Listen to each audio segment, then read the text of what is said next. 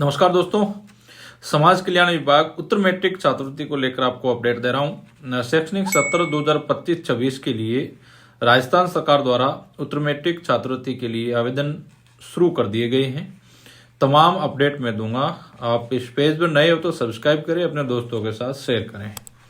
तो राजस्थान सरकार के द्वारा समाज कल्याण विभाग उत्तर मैट्रिक छात्रवृत्ति के लिए आवेदन शुरू कर दिए हैं। जिसकी प्रारंभ तिथि की बात करें तो 11 दिसंबर से ये फॉर्म शुरू हो गए थे।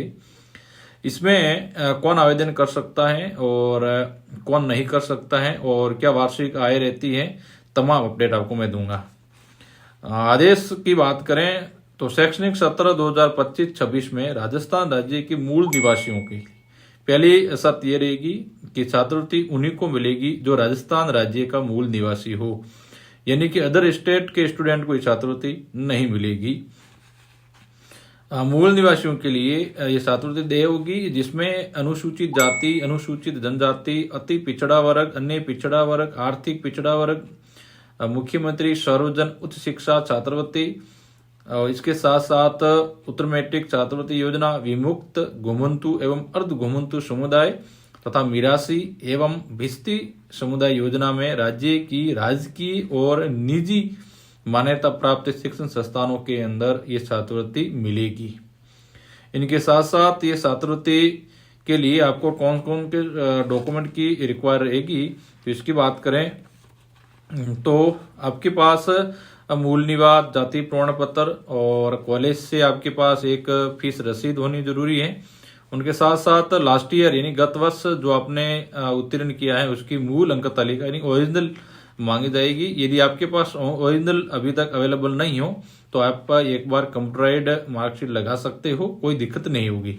ठीक है, जैसे ही आपके पास ओरिजिनल मार्कशीट मिल जाएगी उस समय आप उसमें अपलोड कर दोगे।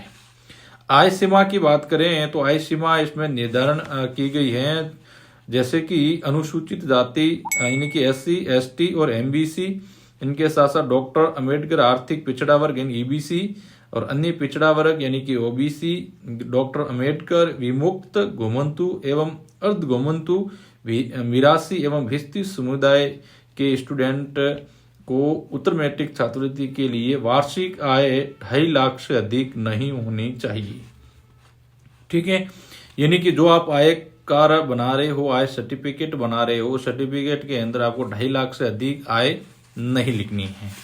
ठीक है, और OBC कैटेगरी के स्टूडेंट में कुछ इन्होंने निर्धारण किया गया है जो इस प्रकार है कि अन्य पिछड़ा वर्ग OBC में निम्नलिखित 17 श्रेणियों वाले विद्यार्थियों को शामिल किया गया है।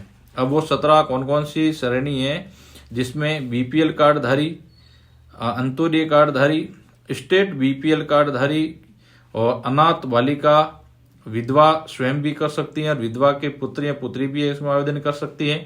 तलाकशुदा महिला, तलाकशुदा महिला के पुत्र और पुत्री, विशेष योग्यजन यानी कि विकलांग दिव्यांग स्टूडेंट भी इसमें आवेदन कर सकता है और उसके पुत्र और पुत्री भी इसके अंदर आवेदन कर सकती है।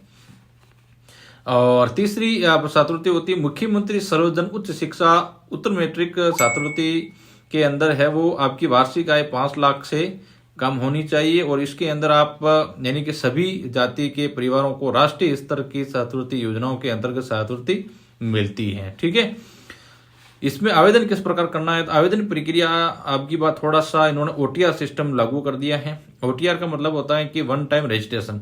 आपको वन टाइम रजिस्ट्रेशन है जो NSP की ऑफिशियल जो वेबसाइट है, इसको लेकर मैंने वीडियो भी बनाया था, आपने वीडियो देख लिया हो तो ठीक है, नहीं देखा तो डिस्क्रिप्शन के अंदर उसकी लिंक मैंने दे रखी है। पहले आप OTR आप अपने मोबाइल से कर सकते हो और करना आपको जरूरी रहेगा। ठीक है, तो OTR वाला आपको पहला करना है। OTR कंप्लीट करने के बाद आपको स्वयं की SSO ID से आपको आवेदन करना है।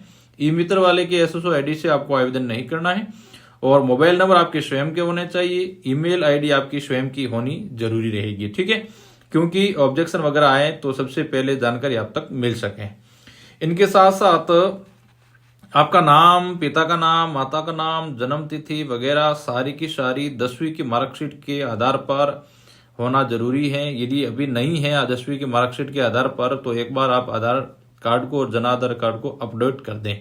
ठीक है, बाद में कोई समस्या नहीं आए, इस चीज का आपको थोड़ा सा ध्यान रखना है। और स्वयं की आपको जो अकाउंट नंबर स्वयं के होना है अनिवार्य रहेगा। और आपको आवेदन की लास्ट तिथि ऐसी मानी जाए तो 31 जनवरी 2026 है। ठीक है, 31 जनवरी 2026 से पहले आपको आवेदन कर देना है। अब लास्ट डेट का आपको इंतजार नहीं करना है, आपको इन 11 दिसंबर से शुरू हो गए हैं तो 20 से 25 दिसंबर के बीच आपको आवेदन कर देना है, क्योंकि इसके अंदर पहले पाओ पहले आओ पहले पाओ का सिस्टम होता है। और ओबीसी के अंदर विशेष तौर पर फिर बजट लैप्स हो जाता है, बजट की कमी हो जाती है, तो आपको समय पर छात्रवृत्ति नहीं मिलती है। तो आपको 25 दिसंबर से पहले पहले आपको आवेदन कर देना है। आवेदन करने के जस्ट बाद आपको कॉलेज में जाकर के बायोमेट्रिक लगाना जरूरी रहेगा। कम से कम आपको एक बायोमेट्रिक लगाना जरूरी रहेगा। यदि आप कॉलेज में बायोमेट्रिक नहीं लगाओगे तो आपको छात्रवृत्ति नहीं मिलेगी, ये 100% बात है।